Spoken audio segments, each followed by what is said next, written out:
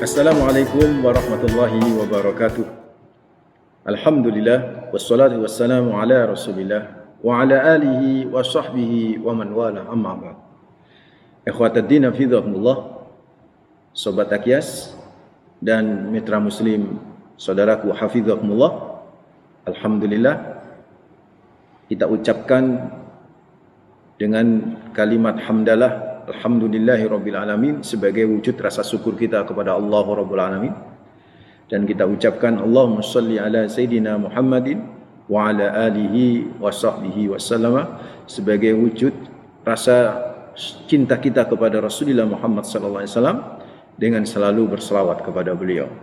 Alhamdulillah, pada pertemuan kajian online Dar Al-Kais di channel YouTube Dar Al-Kais Surabaya yang insyaallah bekerja sama dengan Radio Suara Muslim Surabaya, ini pada kajian yang kesekian kalinya kita mencoba untuk menggali fikih yang berkaitan dengan Ramadan, yang berkaitan dengan puasa di bulan suci Ramadan. Kajian fikih ini adalah kajian fikih yang ke-6, kajian fikih Ramadan yang ke-6, di mana kemarin kita membahas tentang makruhatus syiyam, hal-hal yang dilarang di dalam puasa. Dan kita mencoba fokus pada kajian yang diunggah oleh kalangan ulama Al-Hanafiyah yang kita compare dengan ulama-ulama madhab lainnya. Saya nukil dari kitab Al-Fiqhu Al-Islami, Al-Fiqhu Al-Islami wa Adillatuhu, karya Dr. Wahbah Az-Zuhaili. Di sini kalangan ulama-ulama Al-Hanafiyah itu menyatakan wala yukrahu lis-shaim tis'atu umur, yang tidak masuk kategori dimakruhkan bagi orang yang berpuasa. Jadi Anda bisa menyimak yang dimakruhkan itu pada kajian sebelumnya ya di channel YouTube Dar Al-Kais. Di sini saudaraku ikhwatadina fillah, kita mencoba membahas lanjutannya wala yukrahu lis-shaim tis'atu umur, yang tidak dimakruhkan, yang tidak terlarang dalam arti makruh bagi orang yang berpuasa itu adalah tis'atu umur, yaitu ada 9 perkara, 9 hal. Yang pertama dan yang kedua adalah al-qublah wal mubasyarah ma'al amni minal inzal wal waqa. Lamma rawat Aisyatun annahu alaihi salatu wassalam kana yuqabbilu wa yubashiru wa huwa sha'im. Yang pertama, yang kedua, yang pertama adalah al-qublah, mencium istri, wal mubasyarah bercumbu, ma'al amni minal inzal wal waqa, dengan potensi aman, tidak sampai berpotensi kepada ejakulasi dan jima atau berhubungan suami istri. Kalau nggak nyampe ke sana, kalau kekhawatiran untuk nyampe ke sana tidak ada, maka itu masuk kategori yang dibolehkan. Lamma rawat Aisyatun annahu alaihi salatu wassalam kana yuqabbilu wa yubashiru wa huwa shaimun. Sebagaimana diriwayatkan oleh Sayyidah Aisyah radhiyallahu anha bahwa Nabi Muhammad sallallahu alaihi wasallam dulu pernah mencium istri beliau, pernah bercumbu, dan beliau Rasulullah kuat menahan sehingga nggak sampai melakukan jima dengan istri-istrinya, sehingga akhirnya ini masuk kategori dibolehkan. Padahal pada waktu itu Rasulullah Muhammad SAW lagi berpuasa. Ini yang 1, 2. Yang ketiga dan yang keempat, yang ketiga adalah dahnus syarib bittib. Dahnus syarib bittib, yaitu ngolesin kumis atau mungkin jenggot. Kalau biasanya kan pipi ya, dekolonits, kalau di zaman sekarang kolons, begini, atau pipi ini. Kalau zaman dulu ada itu pipi, kumis dengan parfum atau olesan minyak yang beraroma. Ini tidak dimakruhkan kalau menurut Imam Abu Hanifah atau kelompok ulama Hanafiyah. Tapi ulama-ulama yang lain memakruhkan, masuk kategori memakruhkan, yaitu menghirup bau-bauan yang harum. Sehingga ada yang menyatakan berparfum pada waktu siang hari ketika berpuasa itu juga masuk kategori makruh. Tapi kelompok Al-Hanafiyah itu tidak makruh. Termasuk yang keempat adalah wal kahl, yaitu menggunakan celak, tidak masuk kategori makruh.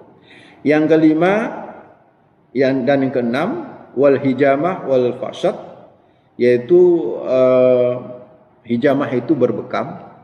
Dan yang keenam adalah donor darah. Idza lam yud'ifhu, apabila tidak mengarah kepada melemahnya fisik. Jadi kalau kita diambil darah terus ternyata lemah ini kan ya, maka justru makruh itu kalau menurut imam kalangan ulama-ulama Hanafiyah.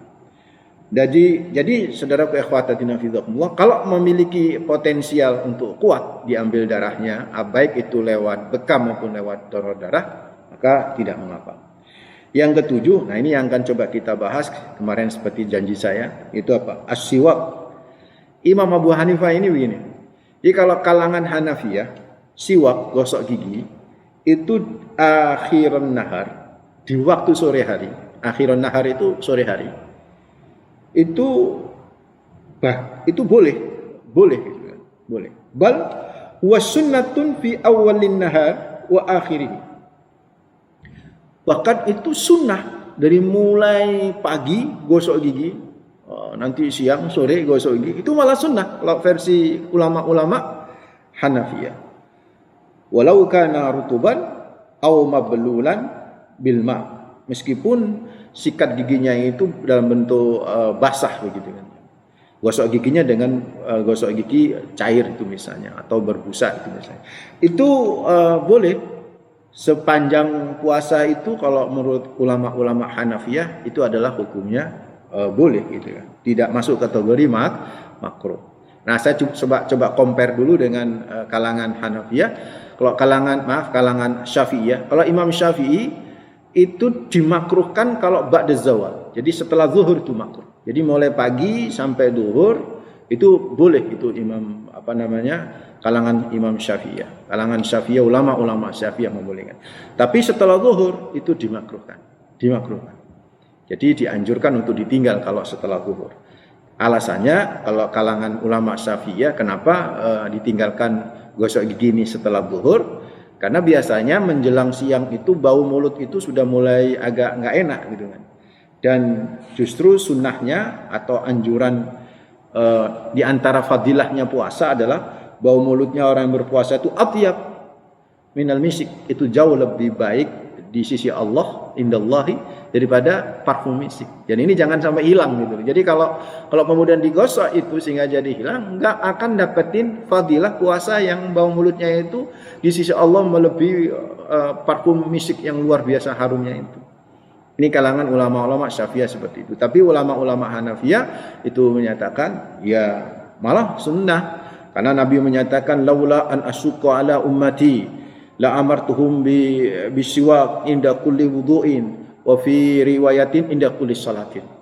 Laula an asyqa ala ummatin, andai tidak memberatkan umatku, la amartuhum, aku perintahkan kata Rasulullah kepada mereka bisiwak untuk selalu gosok gigi inda wudu'in ketika wudu, di dalam riwayat yang lain inda kulli salatin ketika setiap sholat. Itu artinya itu inda kulli wudu'in ya tadi ya. Setiap wudu maupun setiap sholat itu dianjurkan untuk gosok gigi. Itu Nabi sampai berkata seperti itu, sehingga siwak ini masuk kategori sunnah, bahkan sunnah muakkadah. Nah, karena masuk kategori sunnah dan Nabi tidak memperbedakan timingnya kapan saja gitu. Pokoknya setiap wudu, setiap sholat disunahkan untuk apa? Untuk gosok gigi. Sehingga dari sinilah dasar yang dipakai oleh ulama-ulama Hanafiyah di bulan Ramadan pun kalau bisa saudaraku sunnah gosok gigi. Cuman ada catatan, jangan sampai, apalagi kan gosok gigi di era modern ini kan pastanya macam-macam, ya, pastanya macam-macam.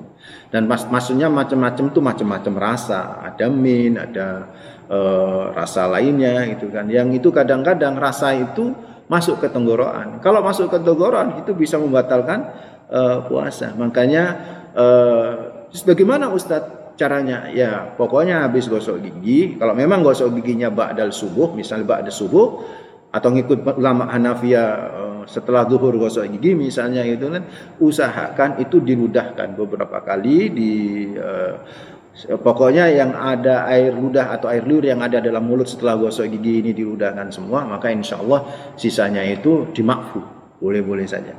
Nah ini ada pertanyaan, bagaimana dengan berkumur? Berkumur dengan apa, obat kumur ya, mouthwash gitu kan ya, yang itu rasanya lebih keras banget. Saya baca di beberapa kitab yang lain, di kitab-kitab modern, termasuk pendapat Saleh Utsaimin, pendapat lajnah ulama yang ada di Saudi Arabia juga, itu meskipun membolehkan tapi menganjurkan untuk tidak dilakukan. Karena betapa ketika masuk ke mulut itu keras ya. Makanya ulama-ulama menganjurkan itu, kalau bisa ulama itu menganjurkan kalau bisa saudaraku, kalau mau mouthwash kumur itu adalah sebelum subuh. Ketika habis sahur, sebelum sholat subuh atau sebelum adzan subuh, itu berkumurlah. Nah itu insya Allah lebih aman seperti itu. Jadi saudaraku ikhwataddin fillah, itu yang ketujuh ya. Yang kedelapan, al-madmaghah wal istinsyaq li ghairi wudu'in. Ini kalau menurut Malikiyah itu makruh ya, yaitu berkumur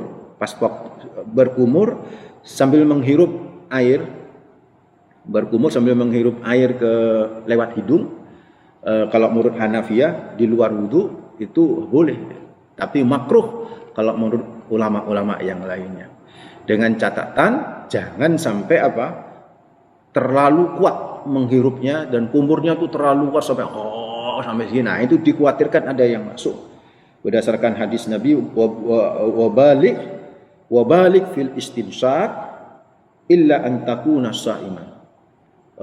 Usahakan istinsak itu menghirup air wudu itu lewat hidung begitu kuat, itu usahakan lakukan sebagai sunnah, illa an takuna shaiman, kecuali dalam kondisi Anda berpuasa. Nah dari sinilah kemudian hadis ini yang dipakai oleh ulama Malikiyah, ulama Syafi'iyah, berkumur dan beristinsyak itu dimakruhkan kalau terlalu sangat. Bahkan bisa jadi kalau Al-Hanabilah menyatakan bisa jadi batal puasanya kalau sampai begitu keras memasukkan air lewat hidung sampai ke tenggorokan. Nah, itu bisa batal puasanya. Ini saudaraku ikhwataddin fillah, beberapa catatan yang diungkap oleh Dr. Wahbah Az-Zuhaili dalam kitab beliau Al-Fiqhul Islami wa Adillatuhu, berkaitan dengan hal-hal yang dimakruhkan. Dan mudah-mudahan ini bisa menjadi pencerahan bagi kita supaya kita juga hati-hati. Meskipun tadi saya mengungkapkan berbagai banyak kajian para ulama, lebih baik ala sabilil ihtiyat. Hati-hatinya itu harus kita pakai. Misalnya contoh ya tadi, kan secara umum yang namanya beribadah puasa itu kan menahan segalanya gitu, menahan segalanya. Lah menahan segalanya itu menahan segalanya dalam konteks yang memang disyariatkan. Tidak hanya makan minum saja yang kita tahan, tetapi syahwat kita sebagaimana kajian kita sebelumnya. Dan kalau kita toh mau ingin menjaga kebersihan mulut kita, usahakan sebelum subuh. Sebelum subuh itu harus bersih, kita mouthwash pakai obat kumur. Kalau toh kemudian kita mau gosok gigi, usahakan sebelum zuhur supaya kita masih menangin keutamaan puasa orang berpuasa, yaitu bau mulutnya di sisi Allah luar biasa. Mudah-mudahan bermanfaat. Aqulu qouli hadza wa astaghfirullah li wa lakum innahu huwal ghafurur rahim. Mohon maaf. Assalamualaikum warahmatullahi wabarakatuh.